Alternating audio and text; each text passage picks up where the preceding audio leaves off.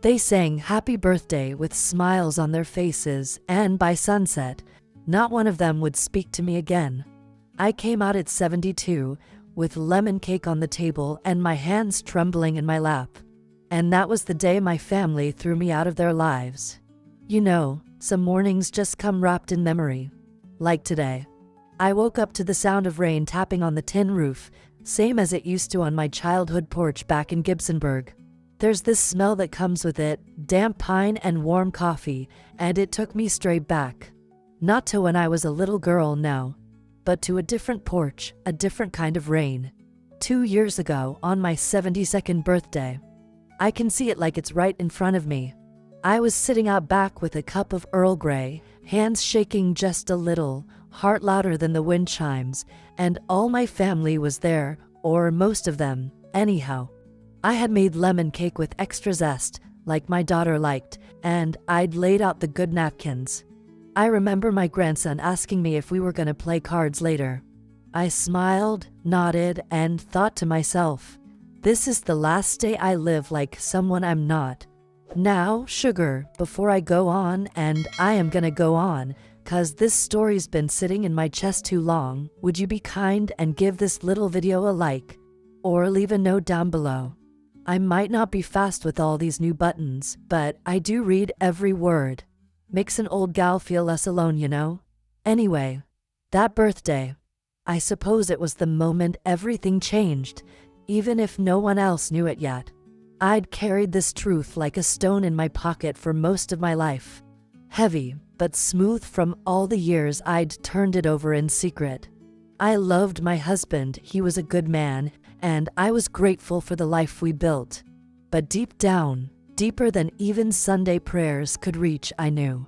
I knew I wasn't made for the kind of love I was told I had to live. I'd known since I was a girl sitting on a hay bale, watching the neighbor girl braid her hair in the sunlight. I'd known when I picked wildflowers not for boys, but for the women I could never name out loud. And I kept that knowing quiet for 70 years. Can you imagine that? 70 years. But here's the thing no one tells you. Truth doesn't die. It waits. It waits in the soft corners of your memory, in songs you used to hum, in smells that sneak up on you in the middle of a sleepy morning. And then one day it knocks. I answered that knock with a whisper. I said it right out loud on that porch, not yelling, not dramatic. Just plain and small, like a seed. I love women. And I can't pretend I don't anymore. That sentence unraveled my whole life. The lace came loose on everything I thought was stitched tight. And now, even after all this time, I find myself staring out into the woods, listening to that same rain, asking why I waited so long. Why I had to be 72 before I ever said my name out loud. Not the one on my license. The real one. The one that says, this is who I am, whether you clap or walk away. It's not regret, exactly. I've made peace with the years. But it's a kind of ache, like the soreness that stays after you finally set down something heavy you've been carrying forever. So I guess what's got me talking today is that rain. That smell of pine. That tea, just warm enough to hold between two hands that have baked pies and changed bandages and written letters that never got answered. I thought maybe, just maybe, someone out there needs to hear what happened after the silence. After the porch. After the family walked away. That's the story I'm gonna tell you now. It's not always pretty, but it's mine. And if you stick around, I'll tell you how I lost everything I thought I needed and built a home in the woods with my own two hands. I remember those long summer evenings in Gibsonburg like they were a gentle song drifting on the wind. The sun would hang low over the cornfields, painting everything golden, and my cousins and I would chase fireflies until our bare feet ached. Back then, life moved at the pace of the church bell, slow, measured, predictable, and I loved it. Our little town sat just outside Toledo, a place where everyone waved from their front porches and Sunday potlucks were the highlight of the week. My father would tip his hat as he passed Mrs. Carter's rose garden, and she'd call out, "Ellen May, honey, grab another slice of that apple pie." I was the shy child with tangled braids and freckled cheeks, always clutching a scrap of lace or a bit of ribbon to keep my fingers busy. I believed that goodness was the most important thing you could ever be, and that kindness flowed back to you tenfold if you simply opened your heart. We rose early on weekdays, my mother humming hymns as she packed my lunch with a peanut butter sandwich and carrot sticks, and I'd hurry to catch the school bus, clutching my book bag that smelled of leather and fresh paper. By 11 o'clock, the church bell tolled for lunch, and the whole town felt like family. The school nurse, Mrs. Thompson, would pat me on the head and remind me to wash behind my ears, and I'd giggle, thinking how grown-up she seemed.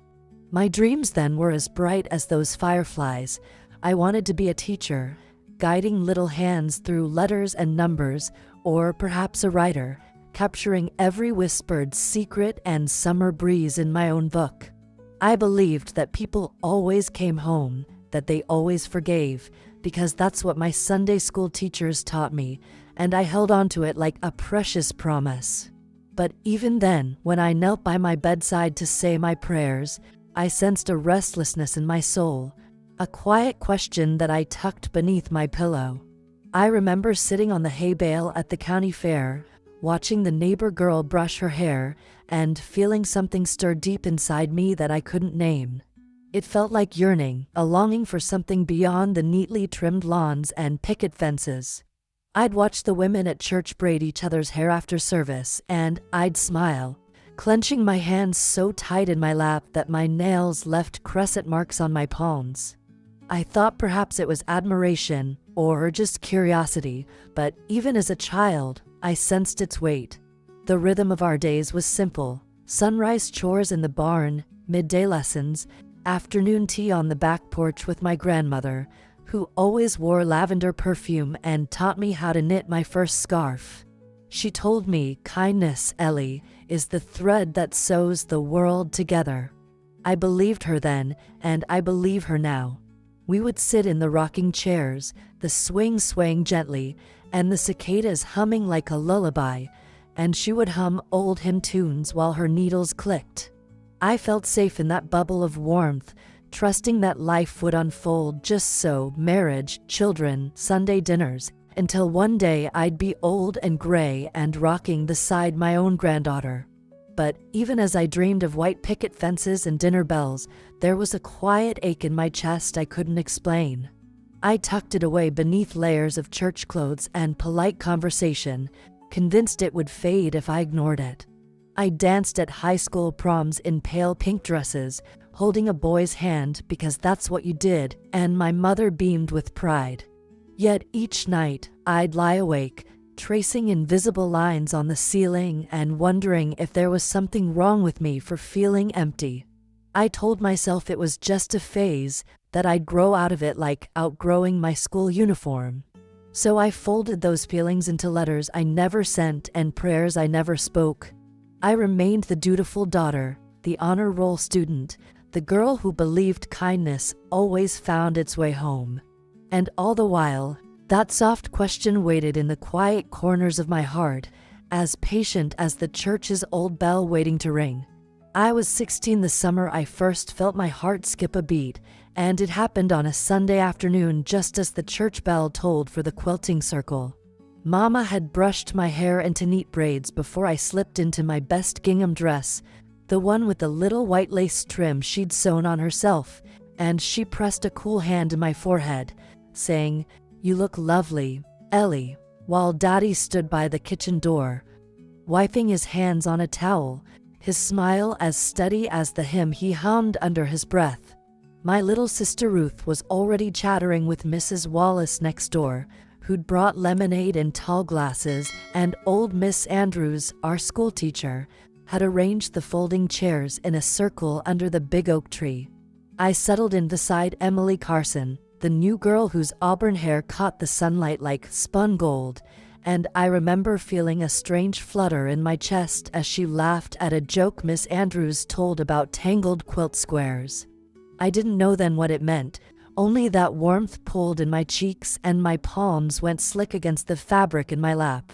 Mama leaned over and pinched my elbow, whispering, "Be sure to mind your stitches," but I could hardly focus on the thread and needle in my hand because every time Emily looked my way, I felt as though I might float right off that wooden chair. Daddy, who always carried a quiet pride in his posture, gave me a knowing nod when he caught my eye, as if he understood more than I did, and it made my heart pound so fiercely I thought perhaps the world might hear it. Ruth tapped me on the shoulder, eager to show off her wobbly first patch, and I forced a grin, telling her how beautiful it was, but all I could taste was the tang of lemonade and anticipation. Mrs. Wallace bustled around, offering iced tea and peanut butter sandwiches, her laughter fluttering through the air like the wings of the dragonflies dancing above the grass. It was then that Miss Andrews handed me a small note, saying kindly, "For you, dear," and inside, a neat cursive, was an invitation to meet Emily by the old swing set after supper. My breath caught. I folded the paper with trembling fingers, thinking, I can't let Mother see this, and slipped it into my dress pocket. I remember how the sky seemed to glow pink as the afternoon waned, and the cicadas began their evening song, and I felt a thrill of something new rising in my throat, something I dared not name out loud. That night, while Mama prayed beside my bed and Daddy read in the dim lamplight, I lay with my eyes wide open, staring at the wooden ceiling, tracing the knots in the grain, wondering why my heart felt both heavy and as light as a feather. I didn't understand then that what I felt for Emily was more than friendship. It was the spark of a truth I'd carried for so long I'd almost forgotten it was there. All I knew was that when I laughed with her, the world felt brighter, and when I listened to her voice, my pulse sang a secret song. It mattered because it led me away from the life I'd always thought I'd have, the neat path Mama and Daddy had laid out for me, and toward a journey I couldn't yet see. That chance meeting under the oak tree, with Mother's gentle scolding echoing and Father's quiet nod guiding me, was the moment the story of my life shifted forever. And my first reaction, my heart pounding like the church bell at dawn, was the first whisper of the courage I'd one day need to speak my name and claim the love I was meant to live. After that secret meeting beneath the old oak tree, my world seemed to shift on its axis, though outwardly nothing changed. I returned to school the next morning with the same gingham dress and braided hair, but inside I carried a new truth heavy in my chest. At first I thought I could slip back into routine, attend Sunday service, help Mama set the table for supper, laugh politely at Daddy's jokes about the corn crop, but rumors have a way of finding their way through fence boards and cracked windows. Whispers started at the quilting circle when Mrs. Wallace noticed how I lingered at Miss Andrews' side, and by Monday morning half the school had the story. I felt their eyes on me in the hallway, like frost on my skin, and I prayed none of my classmates recognized the truth in my trembling smile. When Mama asked me if something was wrong, I forced a laugh and said I'd simply caught a chill. She frowned, her voice soft but firm as she told me to take extra tea and wear my cardigan. I longed to tell her everything, to pour out the whirl of hope and terror that had filled me under that oak tree, but the words stuck like feathers in my throat. Daddy didn't say much, but I caught him glancing at me over his newspaper, worry creasing his brow. In the evenings, he'd sit on the porch watching the sunset, and I'd slip down to join him, hoping for a moment of gentle understanding. Instead, he would clear his throat and remind me of family duty and church teachings, and I'd nod, my heart tightening like a fist. By the end of that week, Miss Andrews called me aside after class and handed me a letter received for me at the school office. It was from Emily, written in the neat cursive that still made my pulse race. Meet me by the old fence tomorrow at noon. I clutched that letter to my chest, scared to breathe, certain my pulse would carry my secret straight to my pale cheeks. That night, I lay in bed listening to the wind rustle through the corn stalks, and I felt torn in two. Half of me ached to see Emily again, to hold her hand in secret shade, while the other half begged me to forget what I felt and keep the peace at home. I could almost hear Mama's voice telling me, "You must think of your reputation, Ellen May."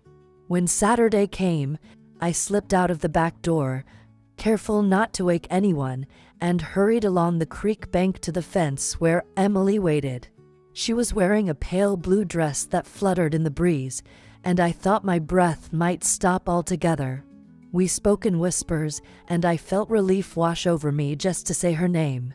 She reached for my hand, warm and real, and for a moment the world beyond that fence didn't exist. But then I heard shouting, Mrs. Wallace, perhaps, or one of my cousins, I couldn't tell, and we parted, hearts pounding, knowing we'd been caught. By Sunday evening, our little town's kindness had turned to caution. At church, Mrs. Carter refused to pass the offering plate to me. Mr. Lewis muttered something about strange ideas when Daddy brought up my name over supper. Mama sat at the piano, her hymn half finished, and I saw tears in her eyes. Fear and shame pulled inside me, heavier than any quilt I'd ever sewn. I wanted to explain that nothing about my feelings was shameful, but the words stayed locked behind my lips. Instead, I said I'd been foolish, that adolescent crushes never lasted, and I promised to forget Emily. That decision formed the first real barrier between my heart and the world I'd always known. Inside, I was collapsing, afraid, angry, humiliated, while outside I nodded and smiled, the dutiful daughter and student everyone expected. I felt abandoned by kindness, deserted by the faith I'd clung to, and unsettled by a longing I could neither name nor share. It was here, in the tangle of fear and desire, that my life's most urgent question took shape. Should I silence this truth to belong, or should I brave the storm it promised? The answer was still far away, but I knew this was the moment my path forked, and I would have to choose which road to follow. I remember how time stopped the moment I spoke those words. It was my 72nd birthday, and the afternoon sun was soft against my back as I perched on the edge of the wooden porch, a cup of tea trembling between my hands. I'd spent days baking that lemon drizzle cake, choosing the china plates, and setting out fresh napkins with the little embroidered flowers my mother taught me to stitch. My heart felt like it might burst when I looked out at my family, my son in his crisp shirt, my daughter clutching her husband's arm, for bright-eyed grandchildren chasing one another across the yard. I took a steadying breath, lifted my chin, and said, "I love women. And I can't pretend I don't anymore." In that instant, the laughter stopped, the wind held its breath, and the only sound was the gentle rustle of the elm leaves overhead. I remember how time stopped, how each second stretched out like a lifetime, and I felt every pair of eyes fix on me in stunned silence. What happened next felt like being swept under by a fierce wave. My son stood so abruptly that his chair scraped against the porch floorboards, and without a word, he turned and walked away, shoulders rigid. My daughter's eyes filled with tears, but instead of rushing to comfort me, she spun on her heel and stormed inside, slamming the screen door behind her. My grandchildren paused mid-run, their laughter forgotten, and I saw confusion in their faces. One of them asked if Grandma was okay, but no one answered. The hush stretched on until I heard my daughter-in-law whisper, "This isn't right," as she herded the children into the house. Plates of half-eaten cake sat abandoned on the table. My tea grew cold. My breath came in shallow gasps, and a sharp ache tunneled through my chest. The porch lights that had once felt like a stage for celebration now glowed like spotlights on my shame. I reached out, half expecting someone to take my hand and tell me it was all a mistake, but there was only the fading warmth of my own skin. I felt utterly alone, stripped of the life I'd known. The days that followed were worse. Phone calls went unanswered. Birthday cards I'd sent to my own mother, long gone, arrived at my door from neighbors who once greeted me kindly. Now they stayed behind curtained windows. I wandered through my silent home and felt each room press on me with memory and loss. The hallway where my husband and I danced on our anniversary, the kitchen where I taught my children to stir gravy, the living room where we watched Christmas specials. All of it felt tainted, as though truth itself had uncovered a fault line running beneath every floorboard of my life.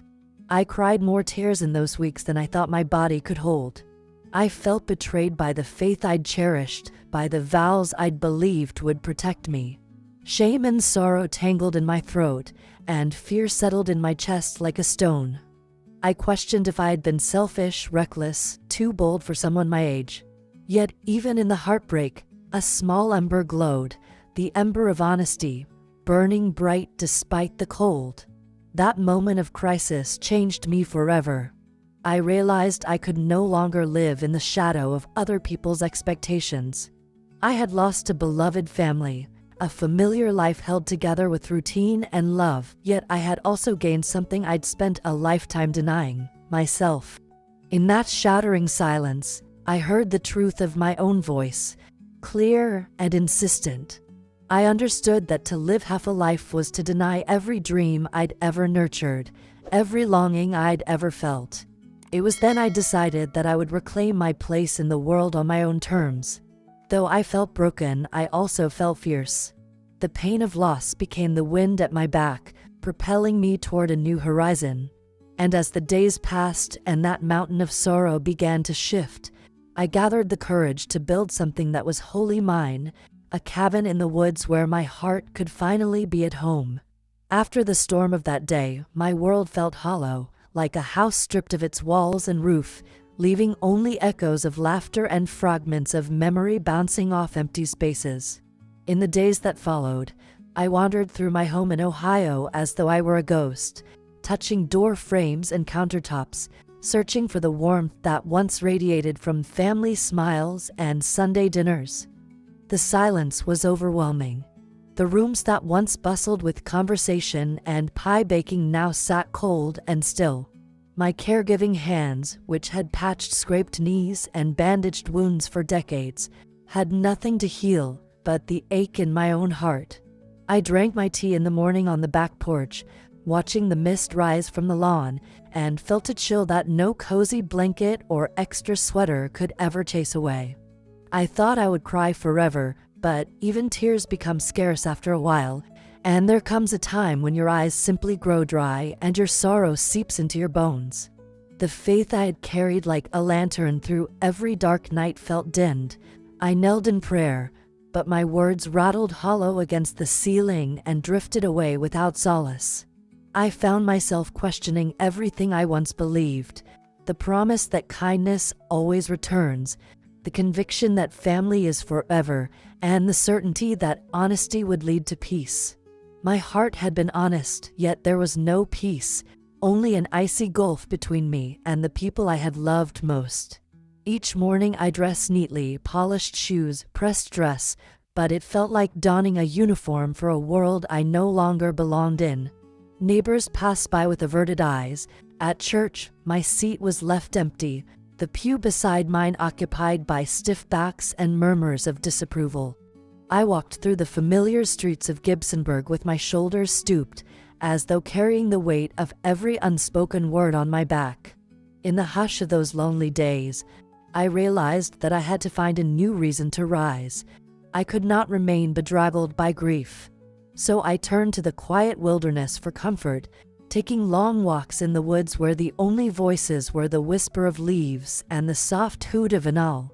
The forest did not judge, it simply held me in its ancient embrace and offered the steady rhythm of wind and bird calls to nurse my broken spirit. As I listened to that natural lullaby, I felt the first stirrings of a fragile resolve. If I could not find refuge in my home, perhaps I could build one beyond its walls. I remembered the joy I once found in knitting and baking, and I began again, not for an audience, but for myself, stitching patterns and measuring sugar as if each stitch and each grain were prayers for renewal. The smell of freshly spun yarn and rising dough became lifelines that tethered me to the present and reminded me of small comforts still within reach. I wrote letters to my church friends, not to ask for their forgiveness, but to share my journey so that someone might understand my trembling faith and my cautious hope. Many letters remained unanswered, but a few replies trickled in, quiet notes that said, "I am thinking of you," and "May God hold you close," and they were like sparks in darkness. Those faint embers encouraged me to believe that while one family might turn away, another community could still gather around a kindred heart. I began reading every book I could find about people who dared to live honestly, and their stories whispered to me that resilience was born out of shattered dreams.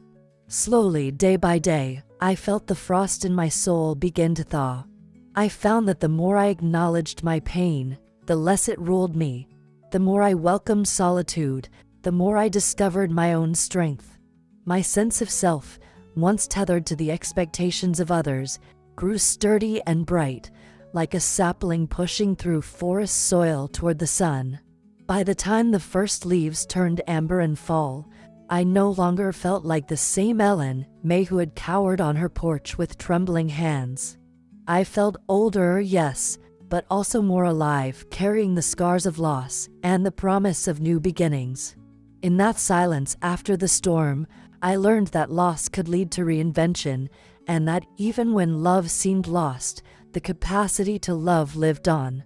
I no longer feared the hush of empty rooms, for I had discovered the music in my own breath and the whisper of purpose in every heartbeat. The world seemed quieter then, but quieter could be good. It meant I could hear the whisper of my own truth rising from the stillness.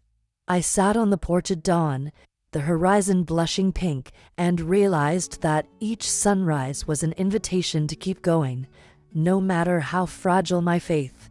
And so I began to see that the aftermath of loss was not only sorrow, but also space to gather fragments of hope and fashion them into something new. In that space, I stood and decided that even if I walked alone, I would walk boldly, guided by the quiet strength that had been born in the depths of my silence. One chilly morning, as I was sipping my steaming Earl Grey and watching dawn paint the sky salmon pink, I opened the local paper to see a small note tucked inside my letter to the editor column. It wasn't from family, but from a stranger named Marlene, who wrote that my words about older LGBT folks had touched her heart and given her courage to live honestly in her own small town. I set the paper down and felt a warmth bloom in my chest, like the first ray of sun through a winter window. In that moment, something inside me whispered that my voice still mattered, that the truth I'd carried in silence for 72 years could light a path not just for me, but for others who felt lost in the cold. I folded that clipping and pinned it to the corkboard above my kitchen table, right next to an old photograph of my husband smiling back at me, and I realized I was ready to step forward again. By afternoon, I found myself knitting a batch of blue scarves, my own little sparks of hope, and decided to drop them off at the community center, where Marlene said she helped organize support circles for elders. I drove down the winding country road, windows cracked so I could feel the breeze ruffle my gray curls, and when I arrived, the center felt like a beacon of belonging. Faces I'd never seen before greeted me with soft hellos as I offered my scarves and told the story of why I'd made them. One woman, tears glistening in her bright eyes, took my hand and said, "Thank you for showing me it's never too late." In that simple exchange, I felt a thread stitch itself back through my heart, connecting me to a community I'd only dared imagine in quiet moments. I left with a promise to return each week, to share my knitting and my stories, and to listen to theirs. That evening, as I walked the familiar path behind my house, I carried a sense of possibility like a lantern. The forest around me was silent but for the rustle of pine needles and the distant call of an owl, and I thought about the cabin I'd dreamed of building with Lila in West Virginia. Before, that dream had felt too grand, too far away, just another wish folded into the layers of my life. But now, emboldened by Marlene's letter and the warmth of unexpected friendship, I pulled out my notebook and sketched a rough floor plan right there on the path. Each line felt like a promise, a place of my own, shaped by honesty and love, where laughter could echo off wooden walls and teacups could clink in celebration of being true. I could almost hear the saw's gentle hum and smell the fresh-cut cedar. That night, I lay in bed with my heart fluttering like a moth around a porch light. I thought about the shy girl who'd hidden her feelings for decades, about the woman who'd lost family and faith, and I realized they were all part of me, but they didn't have to define where I was going next. In the hush of the dark, I whispered a vow. I would build that cabin. I would gather reclaimed wood with Lila, hammer each nail with pride, and fill every room with laughter and understanding. I would write more letters, knit more scarves, and sit with strangers who needed to know they were not alone. I would let hope steer my life's next chapter. And though the road ahead might be rocky, I felt a gentle thrill of optimism coursing through me, a quiet certainty that even after the deepest winter, new blossoms could still unfold. I stood at the edge of the clearing one crisp autumn morning, the first frost still lingering like a promise across the grass, and I realized I had carried too many pieces of the past in my hands for far too long. In my knotted fingers, I held a small stack of yellowed letters, the ones I'd written to my children, to my husband, to God, letters stained with hope and longing and unanswered prayers. I remembered how each word had cut across my heart like a blade, binding me to a grief I thought would define me forever. But as I looked out on the trees, their leaves blazing gold and crimson in the morning light, I felt a stirring deep in my chest, something tender yet resolute, telling me it was time to let go. I placed the letters on a flat stone beside the broken-down fence we'd used for firewood last winter and struck a match. The flame leapt up, small at first, then hungry, curling around each paper with the gentlest hiss. As the smoke rose, twisting into the pale sky, I felt the weight of years lift from my shoulders. I watched the ink blur and curl, saw the unspoken apologies and confessions transform into ash, and in that moment, I understood that forgiving myself was the first step toward healing. I walked back to my cabin, our cabin, really, since Lila and I had built its wooden skeleton with our own two hands, stepping over fallen acorns and the soft carpet of moss.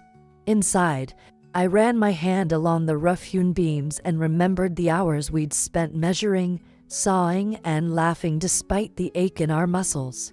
This place had become a testament to our courage, a refuge where truth lived in every plank and nail. I opened my journal, the one I'd begun writing on the day I arrived here, and read the first entry. I don't know who I am without their smiles, but I will find out. I traced each letter with my fingertip, and then I wrote a new line underneath. Today I choose myself. My pen hovered for a beat, and then I added, I choose to live on. Without pretenses. Without regrets. Simply onward. Tears blurred the words, but I didn't try to wipe them away. These were not tears of sorrow, but of release of joy and pride and an honest acceptance that the journey ahead might still hold shadows, but that I would face them as my true self. I rose and moved to the window, pulling back the curtain to let the sunlight flood in. Dust motes danced in the golden beams like tiny fireflies, and I thought of every moment I'd ever been afraid to speak my name, to claim my heart's desire. They were gone, too, cast off like old scraps of cloth. The only names that mattered now were the ones I spoke for myself. Ellen, Ellie, the woman who refused to be silent any longer. I closed my eyes and felt the quiet hum of the forest through the walls, its ancient rhythm reminding me that seasons change and life endures. I thought of Lila waiting on the porch with a thermos of chamomile tea, of the monthly gatherings where strangers became friends around our fire pit, and of the countless letters yet to be written to women and men like me who needed a light in the dark.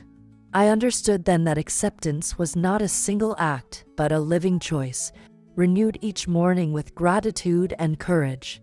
My past would always be a part of me, its lessons etched into my bones, but it would no longer chain me to sorrow. Instead, it had forged in me a strength I might never have known, had I not dared to stand alone. And so I stepped outside into the crisp air, feeling the frost under my shoes and the pulse of my own heart steady and sure. I carried no letters, no heavy chains, only a single basket of homegrown squash and a mind full of plans. I would plant a winter garden, write my next letter to the editor, and welcome anyone who felt lost to join me by the fire.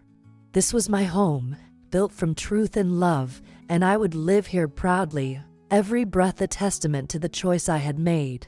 I chose to live on, without pretenses, without regrets, simply onward. I spent so many years believing that life followed a script.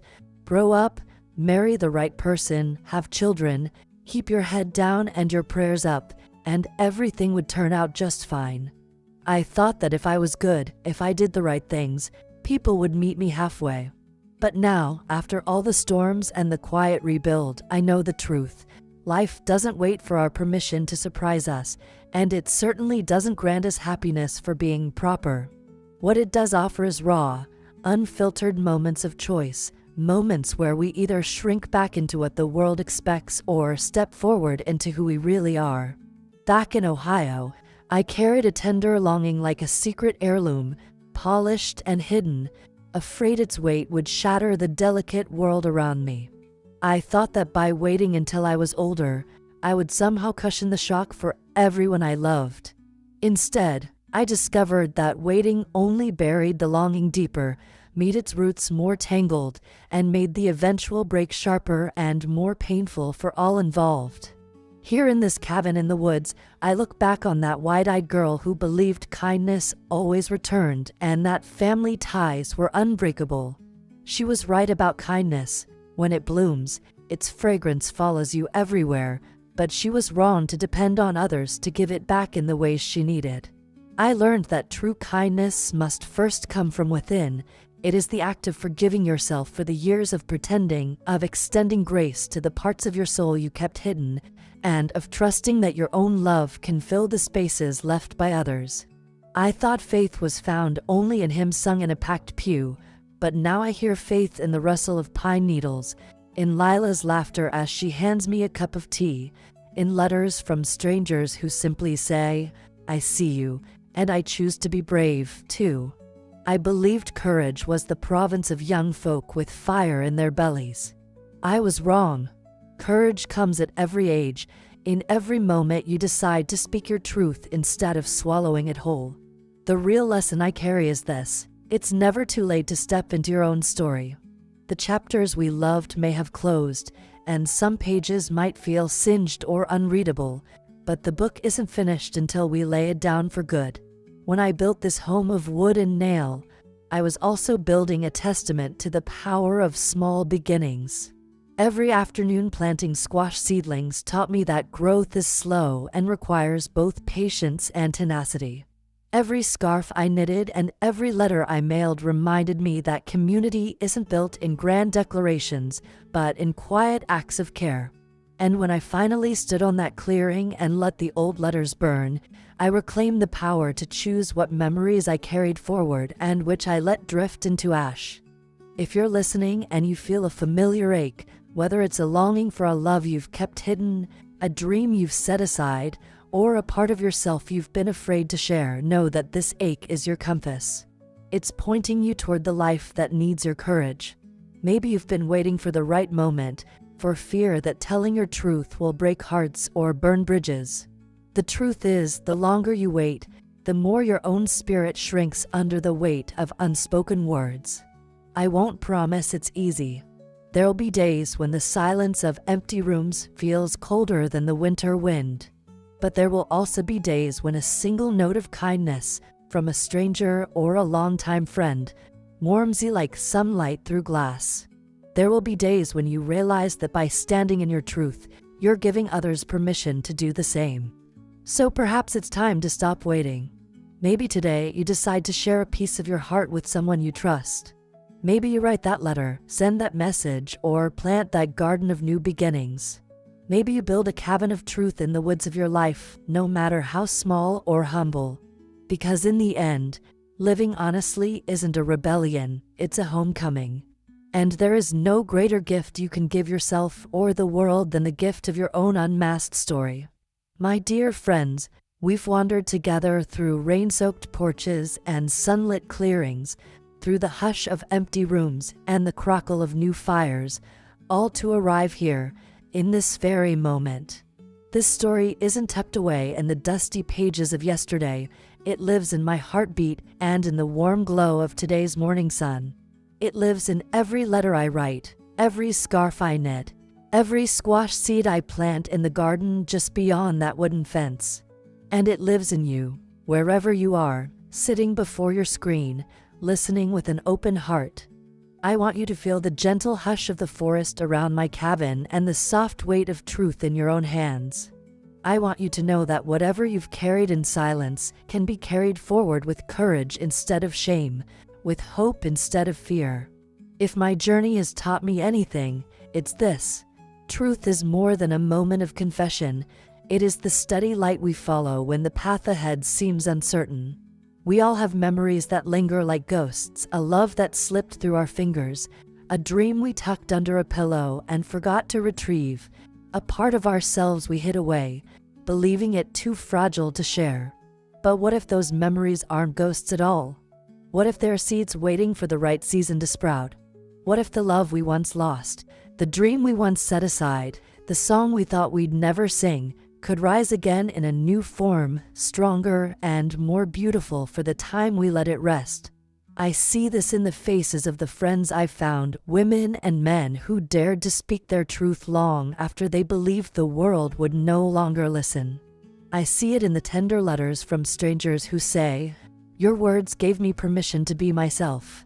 And I see it in you, in the quiet courage it took to stay until the end of the story. Now, I ask you to close your eyes for just a moment and imagine the porch where I once waited, with lemon cake cooling on a plate and a cup of tea growing cold in my hand. Imagine the hush that fell when I spoke my truth, and the ache I felt when my family turned away. Then imagine the cabin in the woods we built with our own hands, each plank and nail a promise to live honestly, each fire lit gathering a hymn of belonging. Feel that contrast, the weight of rejection, the lift of acceptance, the ache of longing, and the warmth of community. Hold that feeling close and carry it into your own life. And now, darling, I turn to you. What do you think? Should true love always find its way back? Do you believe that a heart brave enough to speak its name, no matter how late the hour, deserves a second chance to be heard and held? I wonder sometimes if the people who walked away on that July afternoon ever look back, if they feel a tug in their own hearts when the rain taps on their window panes or when they catch the scent of lemon and tea. Sometimes I like to think he remembers, the husband I loved and lost, the first love who taught me the meaning of kindness, even as I step into the next season of my own life. Perhaps true love is not a promise of return but a gift that shapes us, that teaches us how to love ourselves and others more fiercely. So as you close this video and return to your own world, carry this question with you. Let it rest in the soft corners of your mind like a cherished note in your coat pocket. Reflect on the loves you have lost, the truths you have hidden, the stories you have yet to tell. And remember, it's never too late to open your heart, to speak your truth, to build a home where authenticity lives. Thank you for walking this path with me. I send you all the warmth of my cabin's fire and the soft rustle of pine needles in the breeze. Until we meet again, may you live boldly, love deeply, and never stop listening to the quiet song of your own soul.